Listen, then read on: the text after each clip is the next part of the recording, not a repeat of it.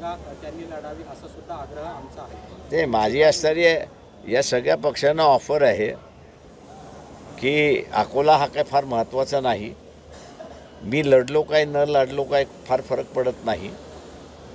ज्या कुठल्या पक्षाला अकोला लढायचं आहे त्यांनी असणारं लढावं, त्यांच्यासाठी पूर्णपणे आम्ही असणारं काम करू. परंतु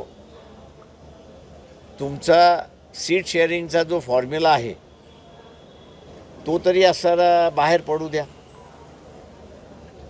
मी त्याच्यातला असणारा किंवा वंचित ही काही टार्गेट नाही त्याच्यामधलं, किंवा तुमचं आणि काँग्रेस म्हणजे काय झाले ते सांगावं.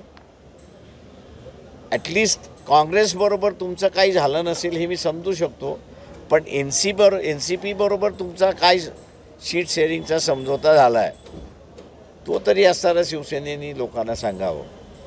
जसं आमच्याबरोबरचा असणारा सीट शेअरिंगचा फॉर्म्युला तो त्यांनी कबूल केला आहे आणि आम्ही सांगितलेलं आहे की या दोघांबरोबर शिवसेनेचं झालं नाही तर 24 जागा ते लढतील, 24 जागा आम्ही लढू. अकोल्यामधून तुम्ही लढणार का? म्हणजे त्यांनी तुम्हाला ग्रीन सिग्नल दिलेला आहे. माझं म्हणणं असं आहे की कोणी लढावं, कुठल्याही पक्षाने लढवावं त्याच्यामध्ये.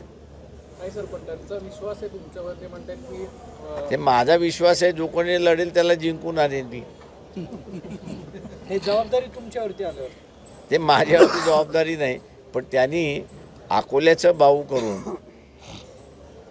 त्यांनी आज सारं स्वतःवरच्या ज्या जबाबदाऱ्या आहेत, सीट शेअरिंगच्या ज्या जबाबदाऱ्या आहेत, त्या सीट शेअरिंगच्या जबाबदाऱ्या आजपर्यंत पार का पाडल्या नाहीत याचं कुठेतरी प्रामाणिकपणे त्यांनी जनतेला सांगावं, एवढीच आमची असणारी इच्छा आहे.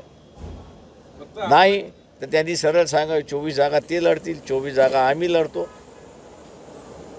मोकळं झालं.